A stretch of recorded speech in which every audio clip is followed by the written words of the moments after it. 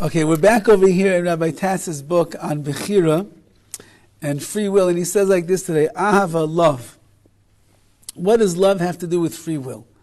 And he says like this, HaKeshem Elokim Emelios Kesher Shel Ahava. The connection that you're going to have to God should be a connection that is made out of love. The basis is called Tifkaid Enoishi Omer Echa Mishnei Shorashim. The foundation of all connections that we have in this world with, let's say, other people is either ava or yira. Either you love, it's either you have a relationship out of love or a relationship out of fear. Kol iskarvus v'hischabrus mekor ba'ava. All relationships that are close and connected, so the source of that closeness is love. V'israchkus, if you feel distant from someone or something, then it's coming because of yira, because of the awe, the fear that you have of that person. Right? The servants of the king are always standing off in the back because there's a fear. You know that the king can do anything that he wants. But the relation between a husband and a wife, hopefully, and between parents and their children, there's an ava, there's a closeness that is there. There's fear is supposed to be on the side, and the ava is what is driving such a relationship. Says Rav Tatz, fear doesn't really require someone to have Bechira, free will. Because, as he writes over here, that fear could be really induced by force, which the way that it usually is. When you have dictatorships and you have harsh rulers, so they're enforcing their fear upon you. You don't have to try to decide, should I be fearful? It works out like that. However, ava, love, you can only come to a level of loving someone or loving something if you chose on your own to express the love that you have of that person. Nesina hi bitu le'ava. Giving, for example, is an expression of one's love. However, being forced to give a gift to somebody is no expression of love. If I give out of the goodness of my heart to someone, so that means that there's an element of love that is causing me, motivating me to give that person. If I'm being forced, like when we take our little kids and we want them to be nice and kind, so we put something in there and say, go give it to him. There's no av over there. You're not teaching the child anything really beneficial. You're teaching him maybe how to give, but he's not giving because he has love inside of him. You cannot force a person to love. Zustira mohusis, it's a real contradiction within a person. Ava, love, is an emotion that a person has to develop. I can't force you to love somebody else. I can't force you to love something.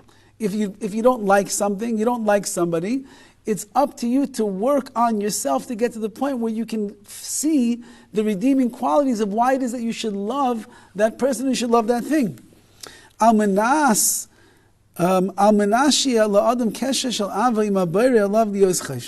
So in order for a person to get to a relationship of love between us and Hashem, it can only come through your free will. It's not automatic, and it's not a given that a person will love God. There's a lot of reasons why many people have in their mind, and as a matter of fact, the opposite of why they would not love God. They look at the world falling apart, they see difficulties in their own life, challenges, suffering, destruction, people are poor, there's wars going on, inflation is high, there's no end to the world that's going on around them. What's going to be with this generation? There's a lot of reasons that a person can come up with not to love HaKadosh Baruch Hu. So if you want to love Hashem, you're going to have to work very hard to be able to see past everything that's going on and find the qualities in Hashem that are redeeming and worthy of receiving your love. Ha'adam, fine. Ha'adam yochel levates avasa leHashem rak mishum shu eino muchach lezeh.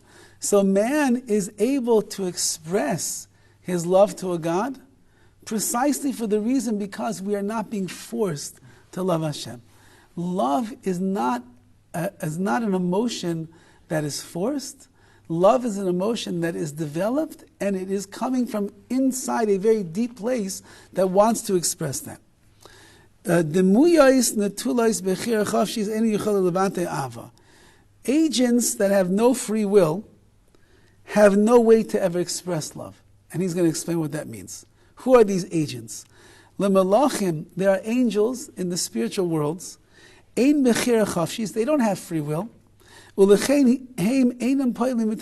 therefore, whatever the angel does, by performing his job, the mission that Hashem gives to him, it's never done with av, it's never done with love. How do we know that? Whatever they do, they have no choice because that's their very nature. And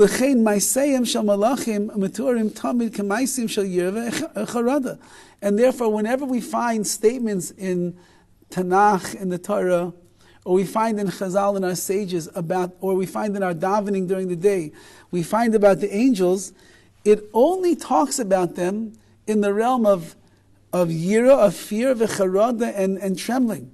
B'nusach hatfilah, we say in our davening every day, kulam oimdim berum oilam, umashmim b'yira yachad b'koil. It says they all stand in the heights of the world, umashmiim b'yira yachad b'koil. Their voices rise up together as one in yira, in fear, in reverence. That's the way that the angels work. V'kulam oisim be'emu b'yira.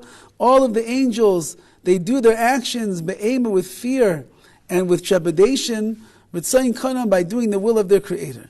Kulam ke'acharanim v'oimim b'yira. They all answer together as one, b'yira, with fear.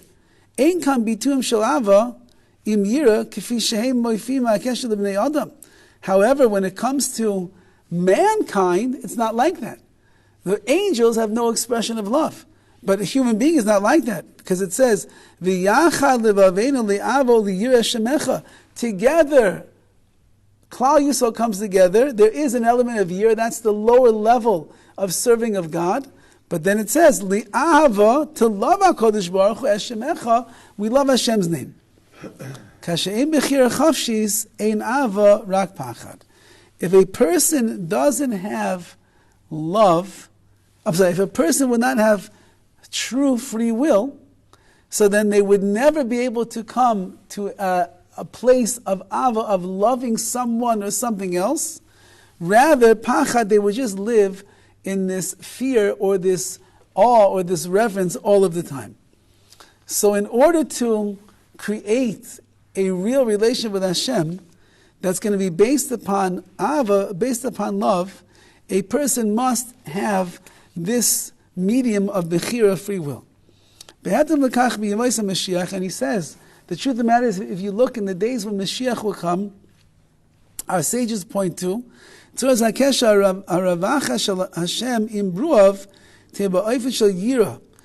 Mashiach will come, the relationship is going to shift a little bit. In this world, we can have a relationship with tremendous ava, with love to Hashem. When Mashiach will come, it's going to be much more of a reverence and an awe that we have for God. Why? Mishum sha'bechira chavshis tismayit ma'id.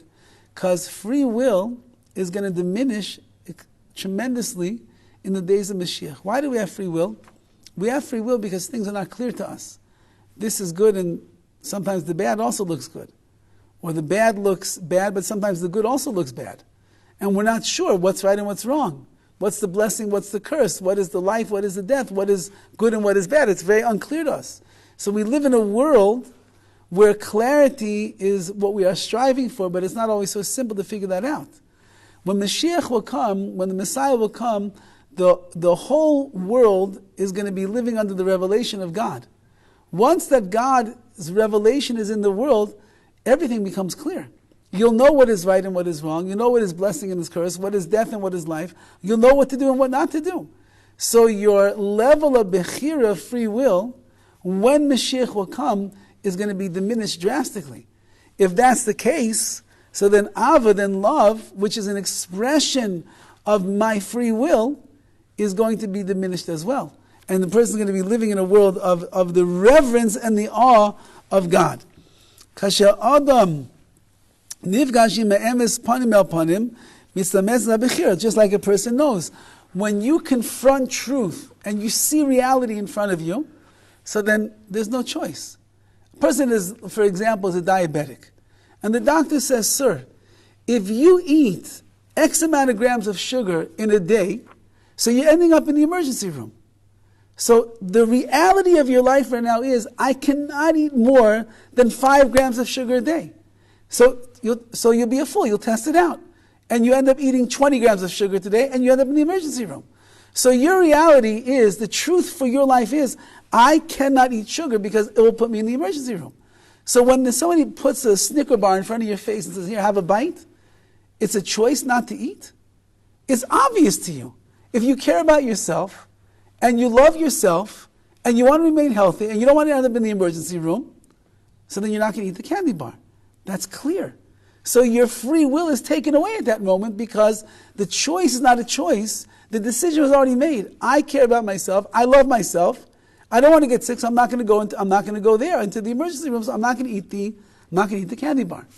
Says Rav Tatz, whenever a person gets to a point in different areas of their life where they nifgash ha'emes, they meet up with the truth, and that becomes the reality, so then the free will is gone at that point. There is no free will. So the same thing when Mashiach will come, and it's going to be, the truth is going to be permeating every nook and every inch of this world, so then there won't be so much Bechira, so much free will left either. That's what it says in our prayers. V'sham na'avadcha b'yira. It says over there, when Mashiach will come, we will serve Hashem in Jerusalem b'yira, in fear, in reverence, in awe. It doesn't say we'll serve him with ava, with love, because the free will is taken away. Kanla muskeres ava does not mention love. L'sikum, let's sum things up. He says, Ha'adam nivra k'dei livnais kesher shel ava im Hashem ba'olam hazeh. Man was created to form a bond with Hashem in this world, which is a bond of love. And ava efshar la'anig rak im kayemes efshar shelo la'anig oisa. Love, you can only, how's he say it over here? You can only nurse the love, so to speak. You can only be yonik, or you can only develop this connection with love, rakim kayemes efshar shelo, if you're in a situation where it's also possible not to develop the relationship of love. If it's forced, this is like marriage. You have a choice. You can love your wife or not love your wife. You can develop a bond between you and your wife that is filled with warmth and love and respect and understanding and sensitivity, or you can choose not to. It's up to you. So everybody knows that the more that they work on those things in their marriage, the deeper the bonds of love between a husband and a wife are. The less that a person works on developing that, the weaker the bonds of love are between you and your wife. Says Rav Tatz, it's the same thing with Hashem. You could either form love, bonds of love, or you could decide not to. And therefore we are created as free will beings, because that's what Hashem wants in this world. That we are people that are serving Him out of love. We are close to Him because of the love, not because we're doing things because we're afraid of what the punishments are going to be, but rather we're doing it because we love Him so much we want to do it. And you can only accomplish that if you are a person of free will. Yes? Arranged marriage considered a fourth wedding? Arranged? I mean, what are you calling arranged? Where they never meet each other, they never talk? I know when they meet, they can say this is not for me or for me or whatever. But a lot of times there's consequences if they don't. Well, no, but arranged marriage, the system that we have in dating is that it's arranged. We meet several times. We figure out already after a few times if it's going to work or not going to work. And if it does, so then we go forward. Yes, but it doesn't start with love, though. Correct. It doesn't. But that's what we're saying over here. Neither does your...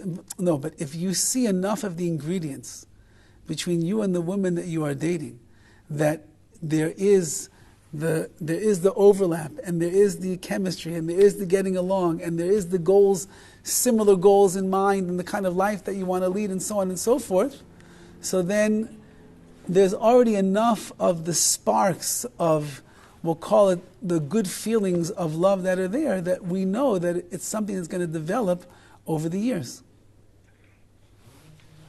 Okay. Life isn't simple work.